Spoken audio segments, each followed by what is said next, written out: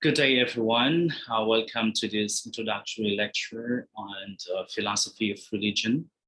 As promised, I'm going to pre-record my synthesis on the article authored by F.C. French titled The Philosophy of Religion, Its Scope, or its Aim and Scope. Please note that this is going to be, my presentation is going to be a synthesis of that lecture, and which is going to be one of the basis for our exam on Monday for my MWF class and Tuesday for my TTH class. And please note as well that I need not present the synthesis of the other lecture notes. What is philosophy? What is religion? Because the presentation there is quite clear and easy to understand. So I think based on feedback from students, from some of you, that it is the second article that is quite difficult to understand or difficult to digest. And yes, that is why I feel the need to give the synthesis on that article. So allow me to share my screen, my PowerPoint presentation.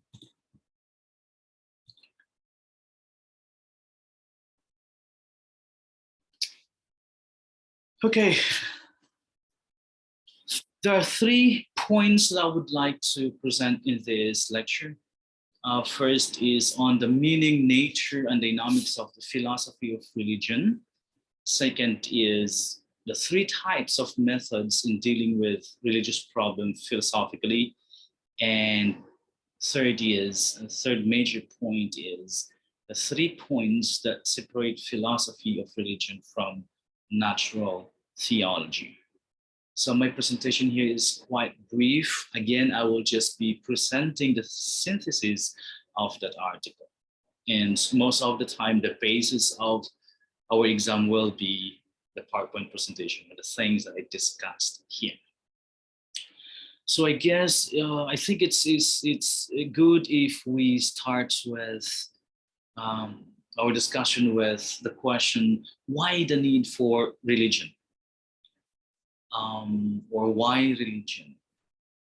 And we need to emphasize these points before we jump into the nature and dynamics of including the meaning of philosophy of religion, because the entire course, the entire semester would be zeroing in on religion per se, viewed from a philosophical lens.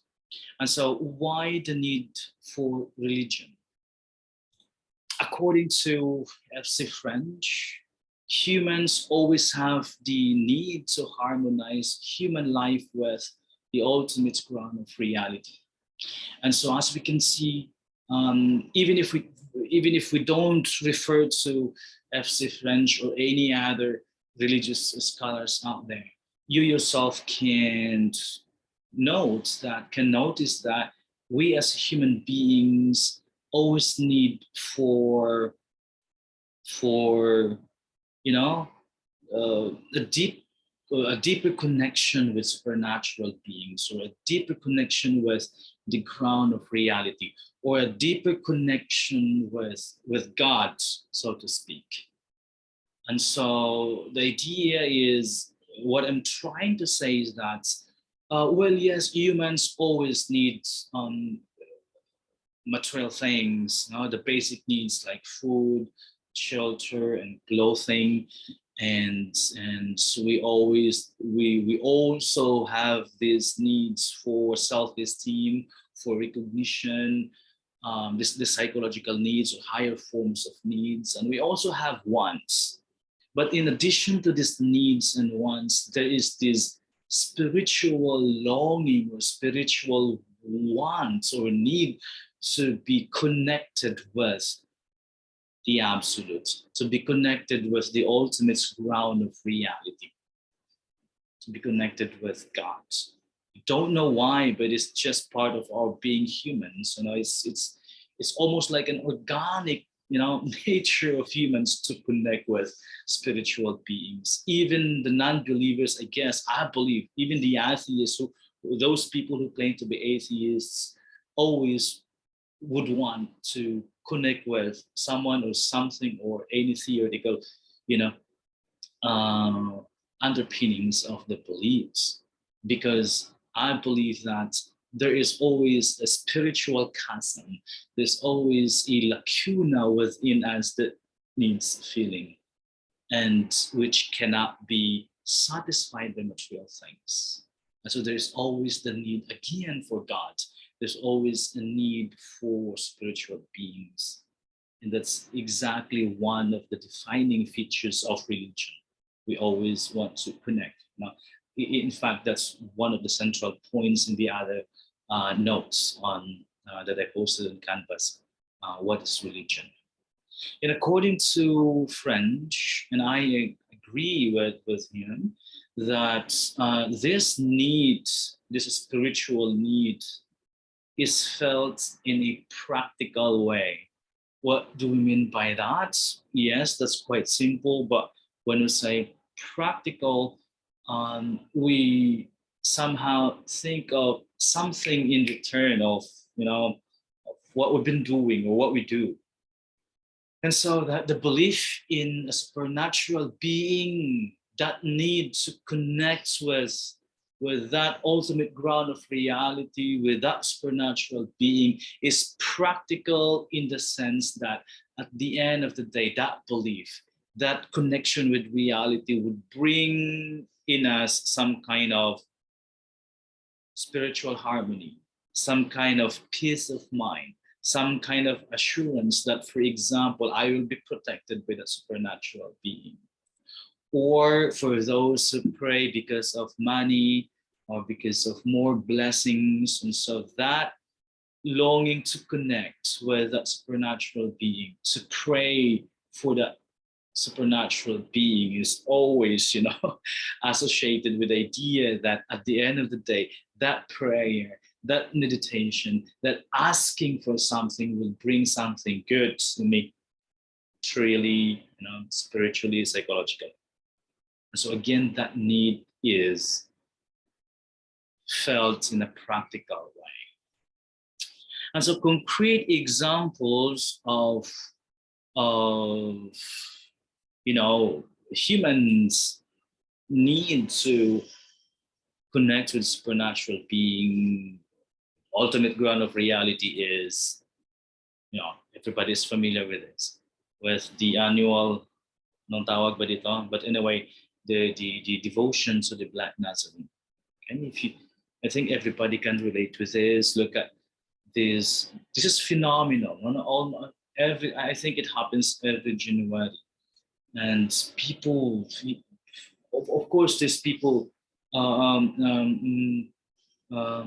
some kind of devotion to the Black Nazarene, because at the end of the day, of course, they want something, maybe for healing purposes, or for financial blessings, or some of them are sinners, and many of them are, let's say, some of them are murderers or have serious sins, and so they join this.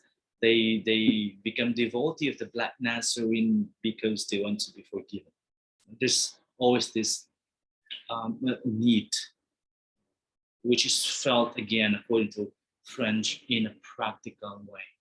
You do not just go there, I guess, without thinking something in return, that I will be, again, financially blessed or healed and whatnot. And we can also think of another example is, of course, one of the pillars of Islam.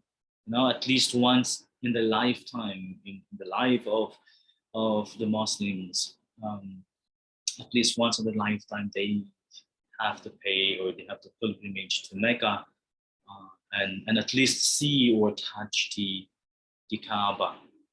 It's part of the belief. Yeah, these two examples, a lot of examples out there to prove the points that humans always have this tendency to connect with supernatural beings. We humans always have this tendency to harmonize their existence with that with that transcendent being, with that unknown reality that at the end of the day will give them some kind of peace of mind, some kind of financial blessings and things like that. Okay. But why philosophy of religion? You know, according to F.C. French, humans also have the need to correlate.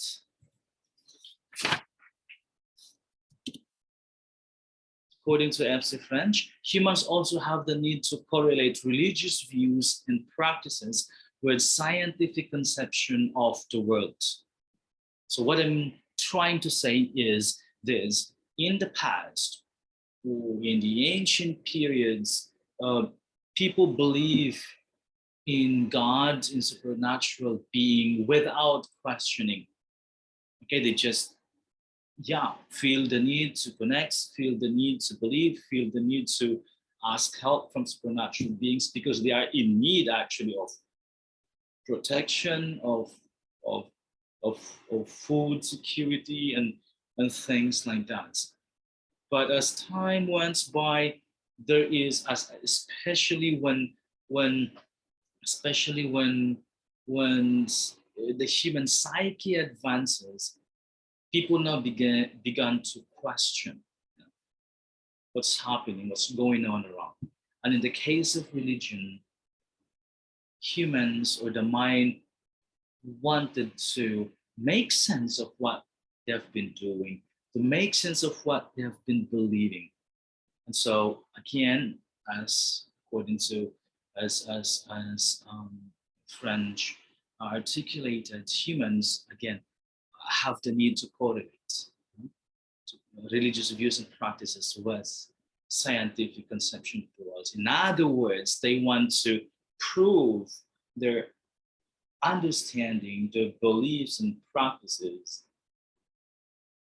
through science, through questioning, through philosophy. So in other words, humans have the tendency to harmonize religion and science from a philosophical point of view.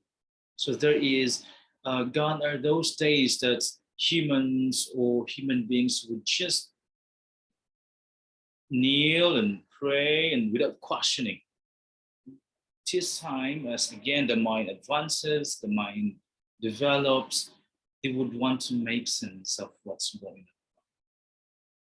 And so a correlation between their belief and proofs and science from a philosophical standpoint. In fact, according to French, people ever since resort to philosophy to find out the truth in religion. And so if you're familiar with one of the major branches of philosophy, we call it epistemology, which is from the ancient Greek words episteme, which means knowledge, and logos, which means study. That specific branch of philosophy, epistemology, studies reason, studies knowledge, the validity of knowledge, including truth itself. And so the study of truth is one of the subject matters of philosophy. And so if we want to know the truth about religion, and then that can only be accessed through philosophy. Okay, and so again, and that's the reason why this we call philosophy of religion. I will explain that later, of course. More on that later when I go to other topics on philosophy of religion. And so with that, we can now have at least a working definition of religion, because philosophy of religion can be viewed from different vantage points. Different religious scholars have different orientations when it comes to religion, and so they have different understandings, have different definition of religion. But based on my readings and my studies in the past, FC French understanding of religion is, I think that's the more general understanding of religion, is more acceptable understanding of the philosophy of religion. And so I'm bringing in this class FC French, Understanding of Religion, which is the rational interpretation of the human person's religious life in its entirety. So when we say philosophy of religion, at least from the vantage points of FC French definition, in philosophy of religion, we understand and interpret the religious life in its entirety. And so when we question about the existence of evil, and when we try to prove the existence of God, when we try to make sense of why we're experiencing difficulties on a daily basis, be it financial or psychological and whatnot, then we are doing some kind of philosophy of religion. We are making sense of what's going on around. Right? That's the working definition of religion that we will employ or we will use in this course. And then let's talk about the philosophy and religion in the phrase philosophy of religion. So when we say philosophy of religion, there are two key concepts here, obviously. One is philosophy and the other is religion. And so the philosophy parts in the phrase philosophy of religion refers to, according to French again, the products of our intellectual interest in the transcendent. Before I proceed to religion, we have to take note that when we use the word transcendent in this case, we are referring to, or transcendent in this case could mean two different things. When we say the transcendent or the transcendence, that means beyond something. And normally in religion, that's beyond the material worlds. Could be heaven, or it could be, I don't know, it's in the realm of the spiritual. I don't know if it's heaven or whatever that is, as long as it's beyond the material worlds.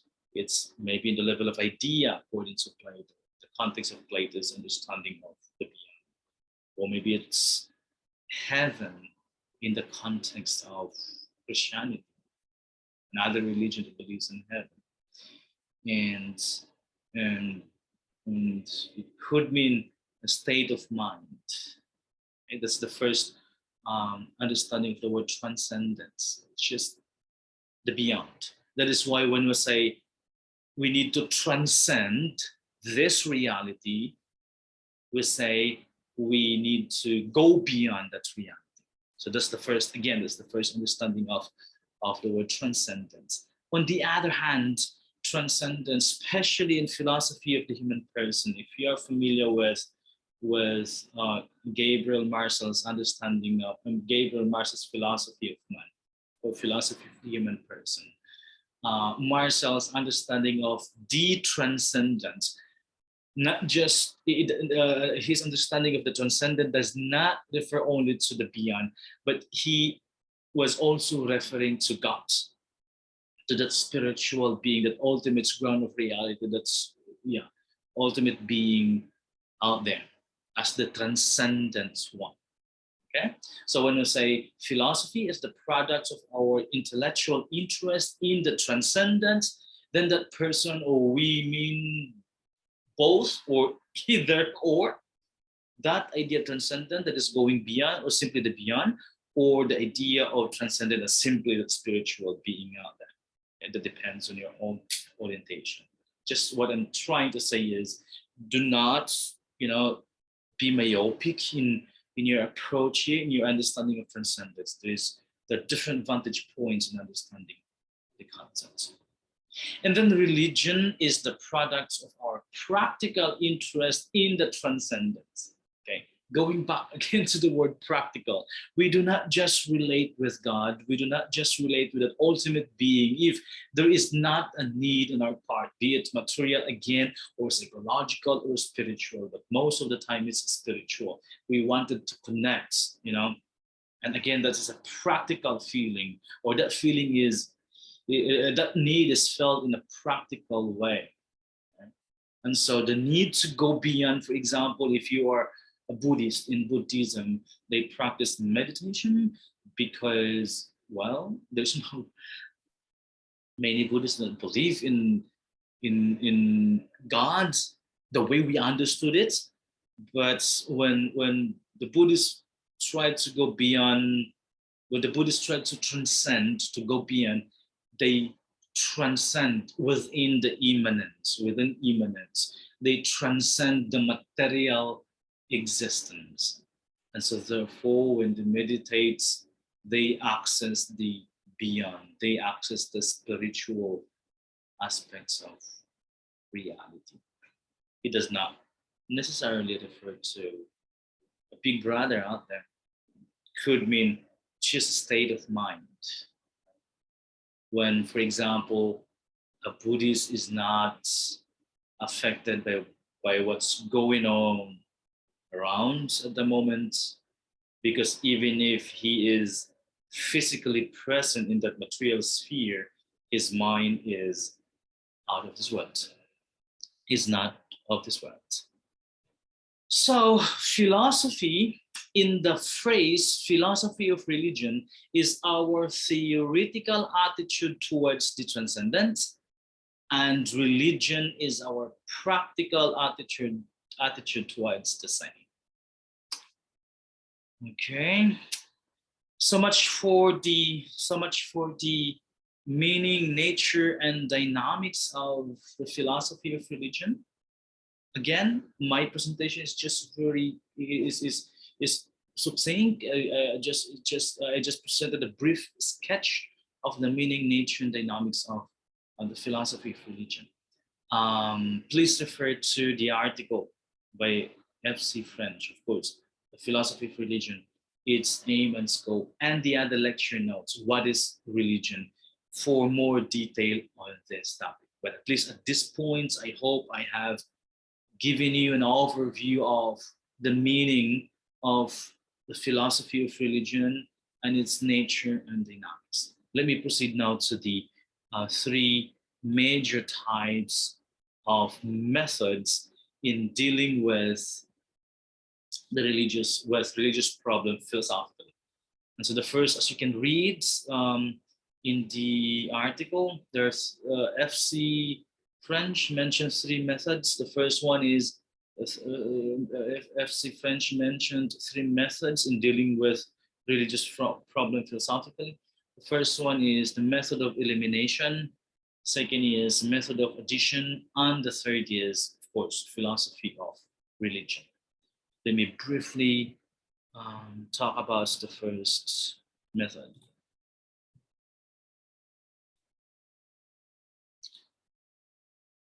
The method of elimination. According to F.C. French, this method was employed in natural theology, just in here. Sorry for that. Okay, so according to F.C. French, the method of elimination was employed in natural theology or theodicy in the 18th century. Let me briefly talk about natural theology or theodicy, so that we will be able to fully make sense of what we're talking here at the moment. When we say natural theology, it's different from theology proper. Okay, so the fact that we call that natural theology is because it's not theology proper. So what is theology proper? When we say theology proper or theology in the strict sense of the words, we are referring to that study of God from the word theos, which means God, and logos, which means studies of theology, the study of God. So this is the approach in the study of God that is found in seminaries. So this is theology, this is the discipline that seminarians study in the seminary. So they will become priests, or in other religions, of course. I don't know. I'm not familiar with other religions. I don't know how to deal with it, theology. For one to become an imam, for example, or a spiritual leader in that group. But at least I'm quite familiar with Roman Catholicism. And so in Catholicism, you know that after graduating a 4-year course, bachelor's degree, ideally or normally philosophy, seminarians proceed to taking the course theology, another 4 years. And so that course, that discipline, theology, studies God through reason and faith. I think here, I think it was discussed in your introduction to philosophy in your or in your other philosophy class. I guess the human condition or the philosophy of the human person. When you discuss the meaning of philosophy and the major branches of philosophy,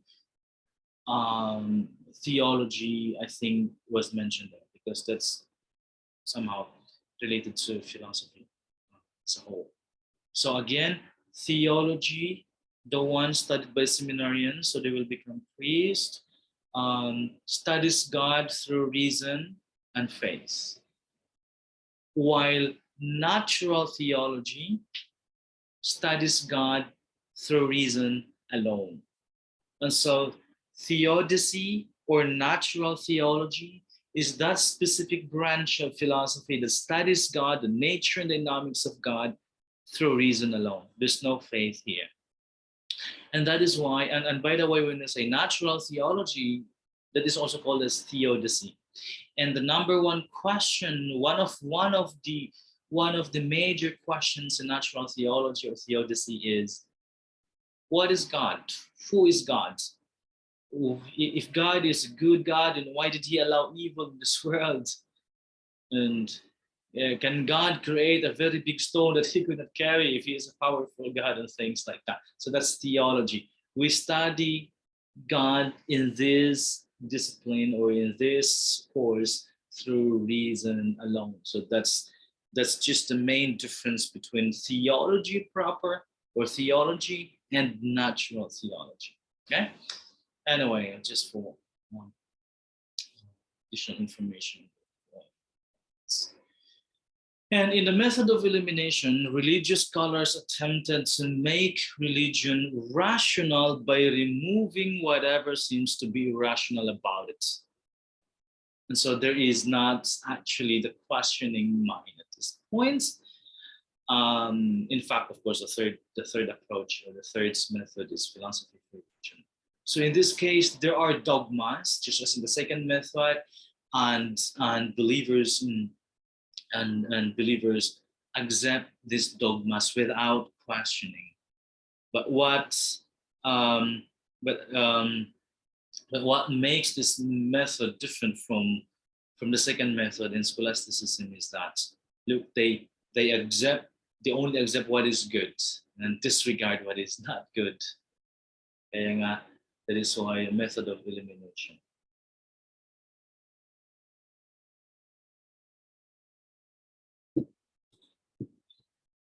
The second method is the method of addition.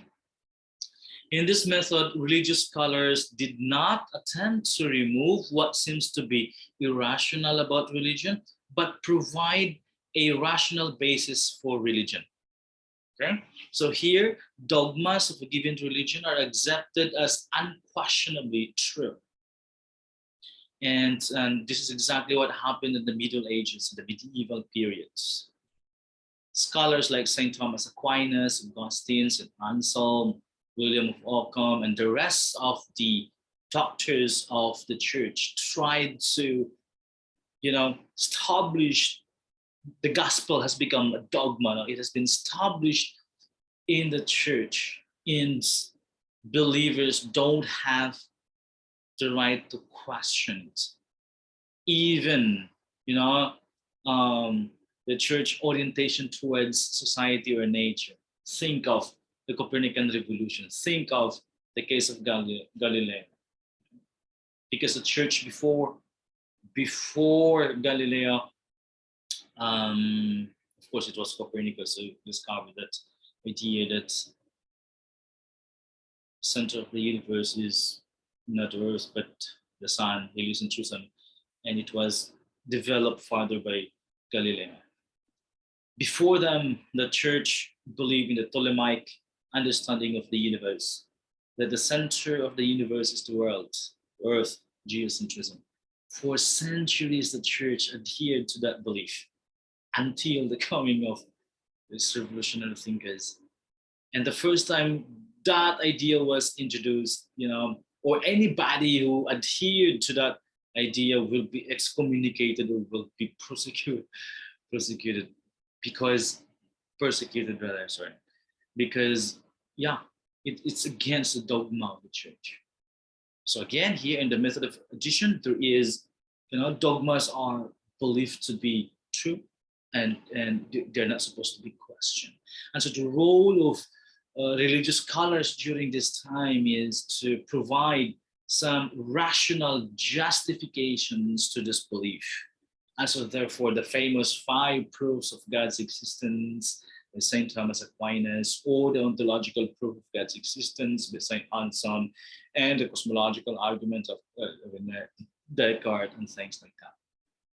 Yeah, although Descartes is the father of modern philosophy, is already in the modern periods. But what I'm trying to say is this group of scholars provided justifications to those religious beliefs and practices. That's the second method. Now, the methods of addition characterized, I have just to reiterate, the method of addition characterized the works of the scholastic philosophers like John Scotus of Regina and St. Thomas Aquinas. Regina was considered the founder of scholasticism. In fact, the scholastic philosophers developed philosophies that would, as I've said, underpin faith, provide, support faith.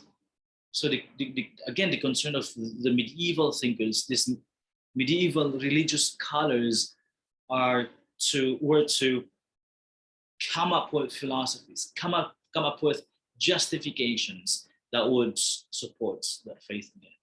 Hence, for the scholastic philosophers, philosophy and religion are one. They complement each other.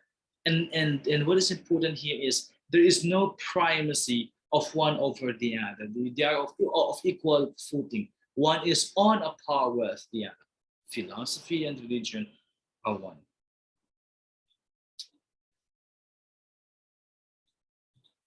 In fact, according to Regina, or John Scotus Regina, true philosophy is true religion, and true religion is true philosophy.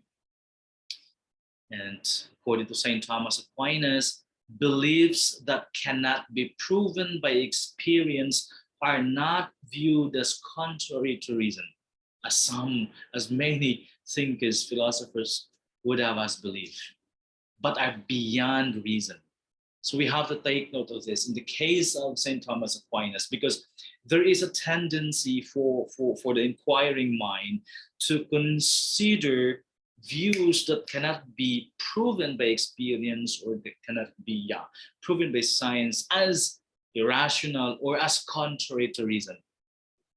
But again, we have to take notes that for St. Thomas Aquinas, yes, these beliefs are beyond experience. This cannot be proven by experience, but they are not contrary to experience because they're simply beyond reason. They are not contrary to reason because they're simply beyond reason. And so that we have to take note of this. When something is beyond reason, that does not necessarily mean irrational. And we cannot necessarily associate that with irrationality. It's just that this idea cannot be accessed through reason. And that's where faith, operates. It's not really irrational. And so that proves again the point that philosophy and religion are one. They complement each other. And that is why, again, in the medieval period, there is no separation between the church and the state. There is no separation between reason and faith. They're one. In terms of politics, for example, church leaders before, especially during the medieval periods, were also at the same time government leaders and vice versa.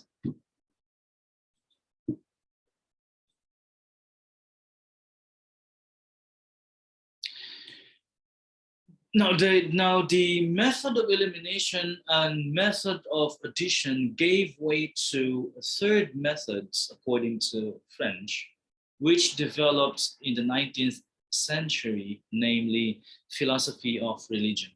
So as already intimated previously, the third approach or the third method is philosophy of religion. But it must be noted that these three methods differ only in terms of their attitude towards religion. So they are not really distinct from each other, except in terms of their attitude towards religion. And what are these? The method of elimination regards religion as a human invention.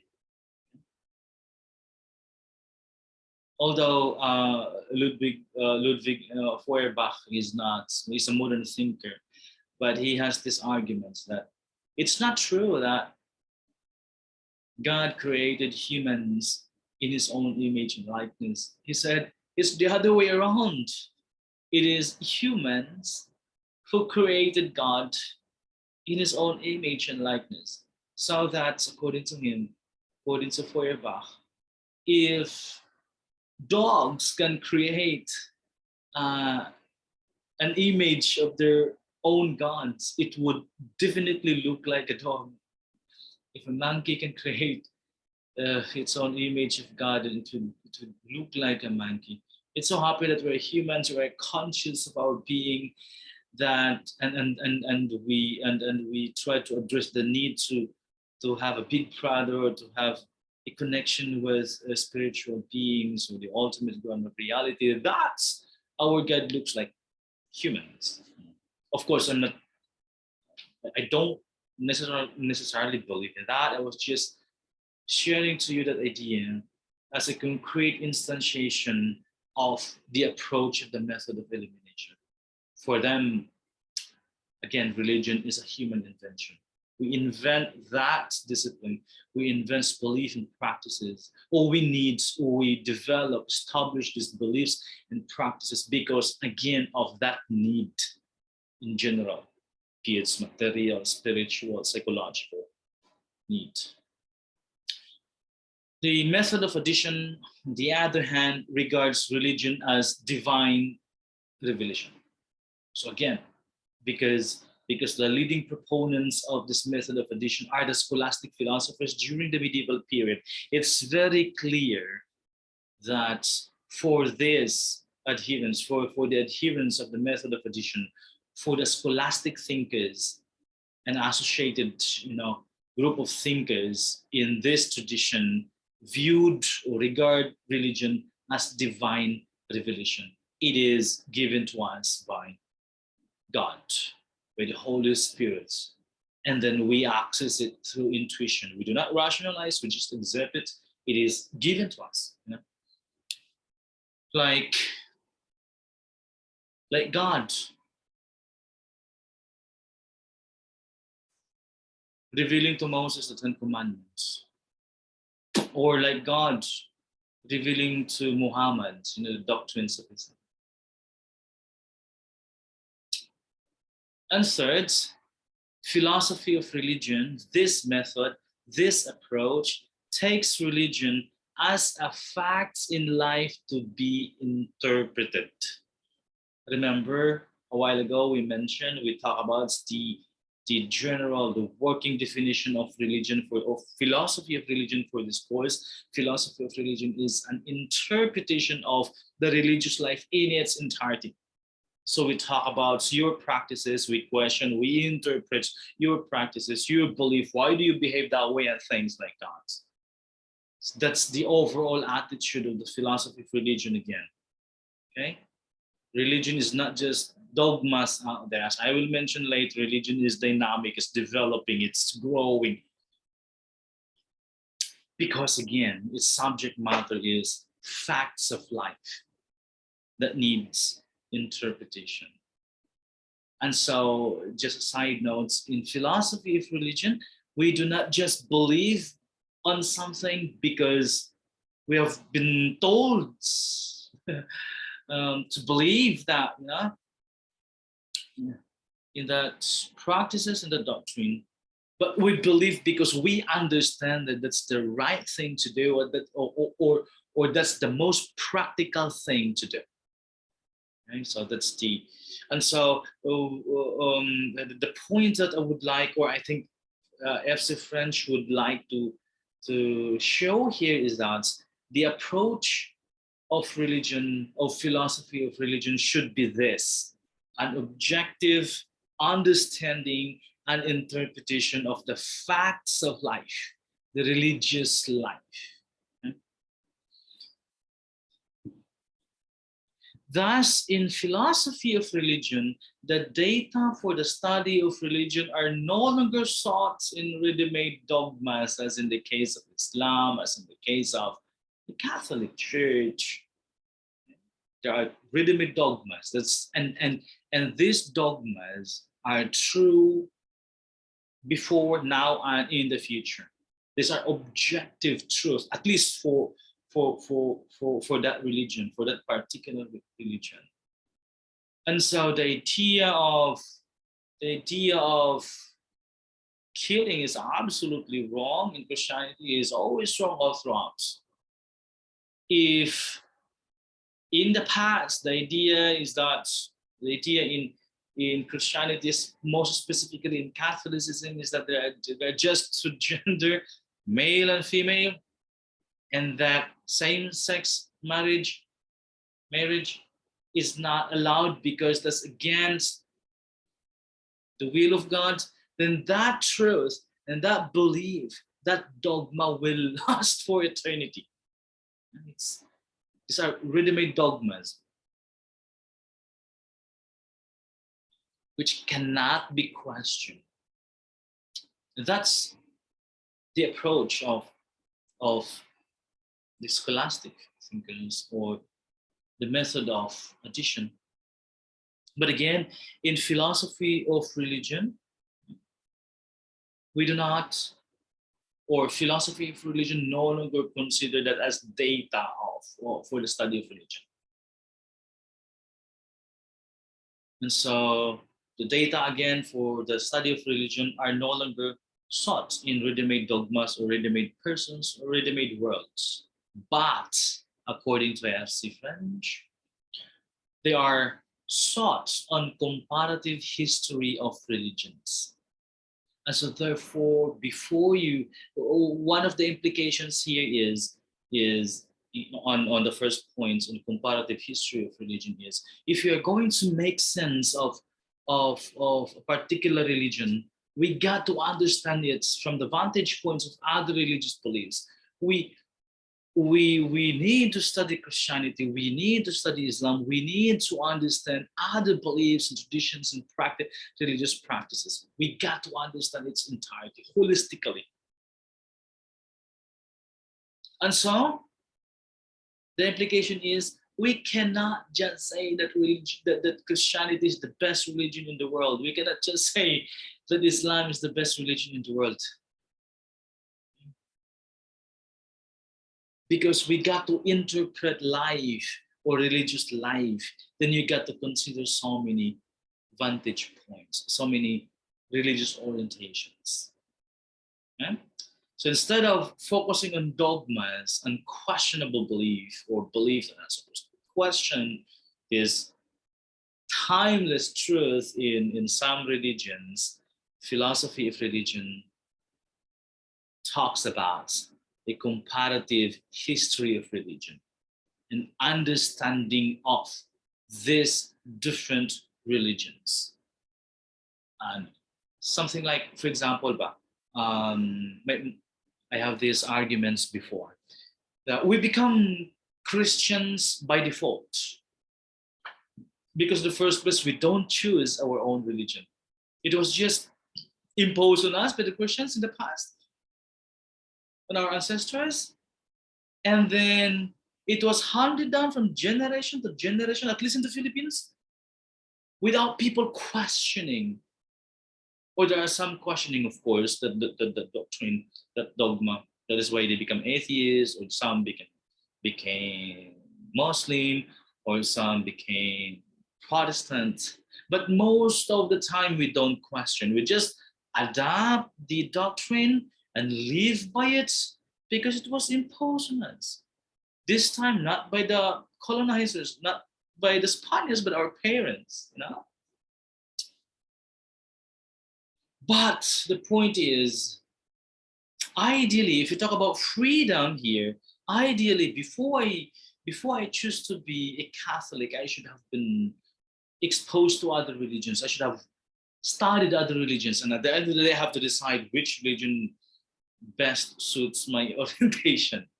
We should have chosen our religion. That's the point. But I'm not endorsing that. What FC French is trying to say at this point is, you know, the data again for the study of religion are no longer sought on this unquestionable dogmas, but first on comparative history of religions, the understanding of these many religions, its nature and dynamics. Second is in the analysis of religious consciousness. This is my orientation. This is my belief in life. I think Taoism is more appropriate, or Taoism is more attractive, or Taoism is more practical for me.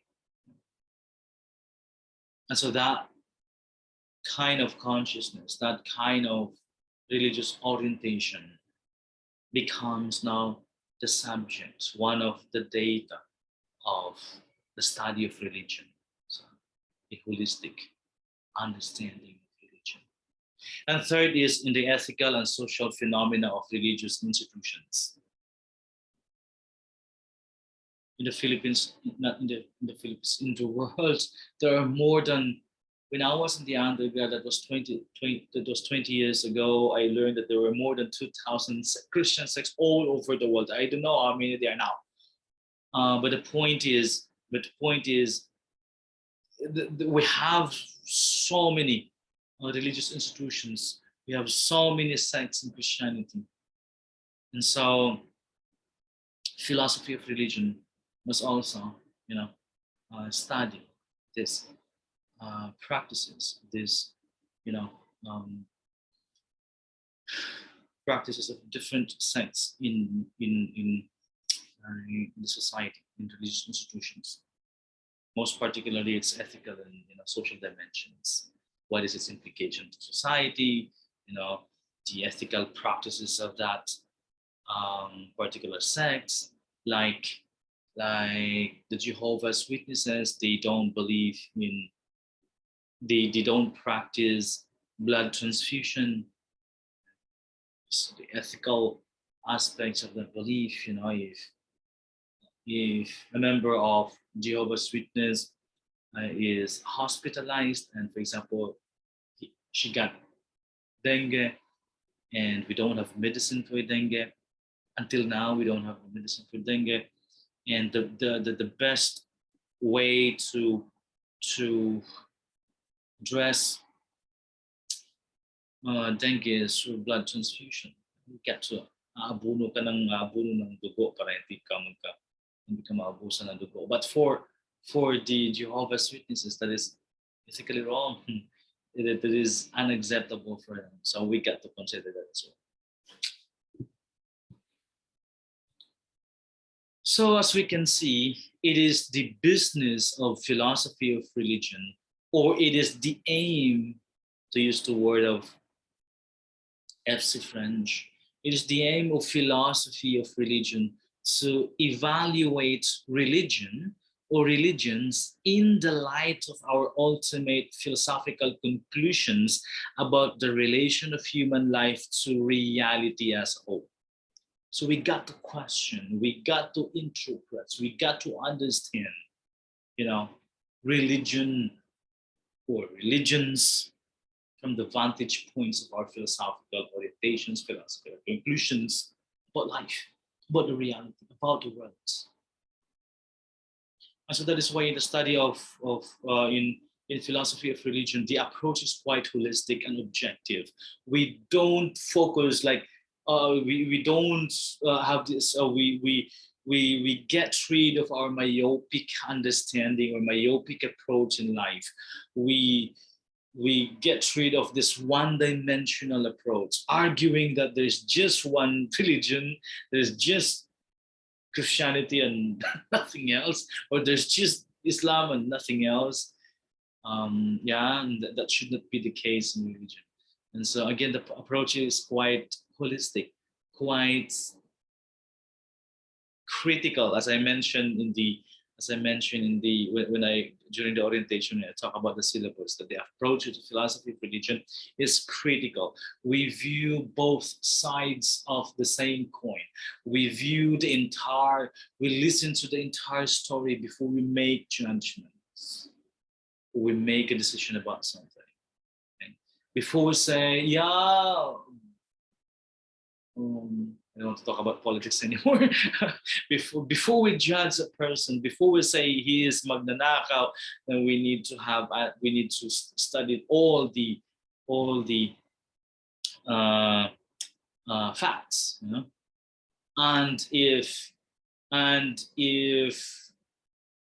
he is really a magnanakaw thief, you may not vote for him or for her. And so your action is informed by your full understanding, holistic understanding of the phenomenon. Same with the philosophy of religion. We got to question, we got to evaluate, we got to make sense and interpret that, reality. And then just very briefly before the last two slides, I want to, of course, not I want, but I want to highlight these points according to F.C. French. Gotthold Lessing is considered to be the father of philosophy of religion because he was believed to be the first to apply the notion of historical development to the interpretation of positive religions. Historical developments. It's moving dialectically. It's not static. It's not a dogma that remains true forever. Data, facts in religious life continue to change, continue to evolve. The idea of historical developments to the interpretation again of positive religions. When we say positive religions, this refers to religions that have specific founders. Now you can identify who really founded that religion. Buddhism, for example, it was believed that it was founded by Gautama Buddha. Christianity, of course, Christ did not say, I'm going to build a Catholic or a Christian church, Christian religion, but he was believed to be the father of Christianity, of course. Islam, Muhammad. So these are some examples of positive religions. Religions, again, that have, clear, identifiable founders. So in the case of philosophy of religion, we again honor Gotthold Lessing is the father of philosophy of religion because he's the first one to again apply the notion of historical developments in the interpretation of positive religions. Understanding this positive religions is nature dynamics from the vantage point of reason. We interpret, or Lessing interpreted, studied the entirety of this religious phenomenon. And then on a last note, what separates philosophy of religion from natural theology or theodicy? Of course, the first one is, as already intimated previously, is the evolutional character of religion. So again, unlike the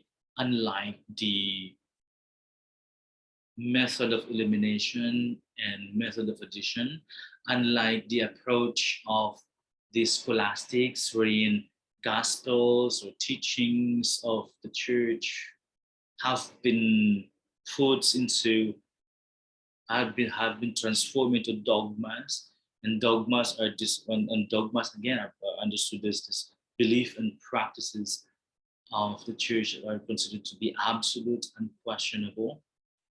Contrary to that belief, in the case of philosophy of religion, again, there is the understanding that religion is continually progressing or continually changing.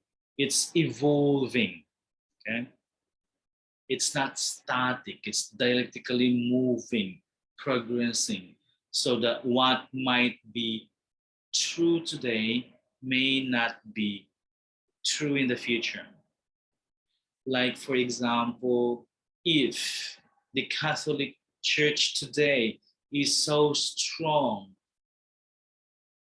in its disagreements or in its hostile attitude towards same-sex marriage, we don't know if in the future it's going to be accepted. If the Roman Catholic Church does not allow female priests, we don't know in the future it may, allow that practice. Because again, the phenomenon, the religious fact, that religious phenomenon constantly changes. So there is this evolutional character of religion, is contrary to natural theology. Second is the emotional character of religion. I'm sure you have read already the other notes. What is religion? So we also mentioned that in the case of religious experience, is always a feeling. It's emotional in character, in nature. And third is the conception of God as immanent rather than transcendent. So there is in philosophy of religion the understanding that God is within this world. He's not there. He's not transcendent. He's not beyond this world. He is with us. He is, or she, or he, or whatever that be, with us. The conception of an immanence within. When we say immanence within. And lastly, and so with philosophy of religion, the idea of religion itself, or per se, became the objects of philosophical inquiry and reflection.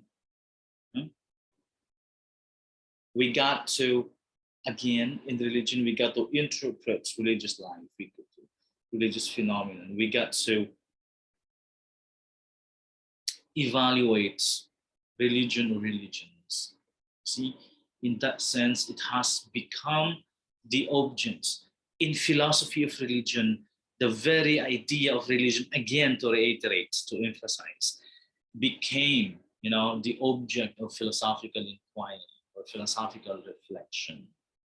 That is why philosophy of religion. And the phenomena of religious life are taken like the phenomena of any other groups, and the philosopher tries to find their meaning and the true place in human life.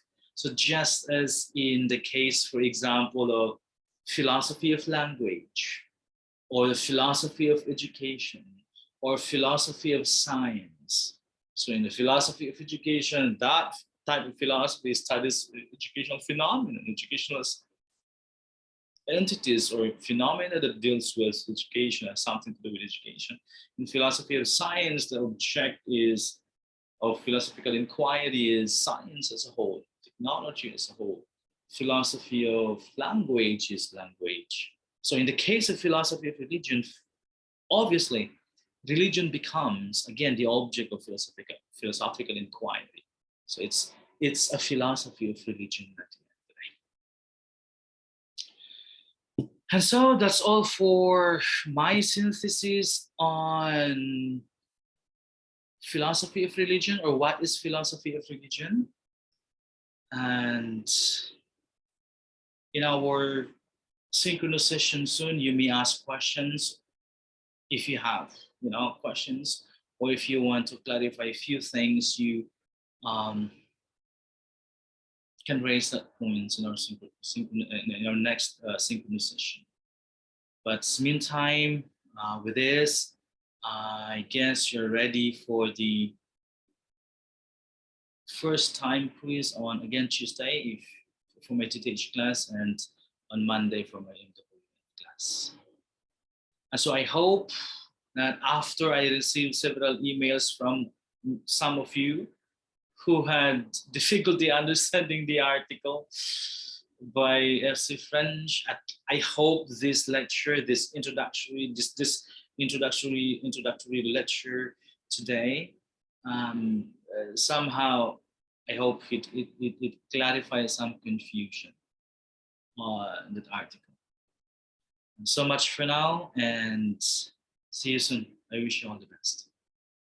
Good luck in the exam. Oh, by the way, and so again, I will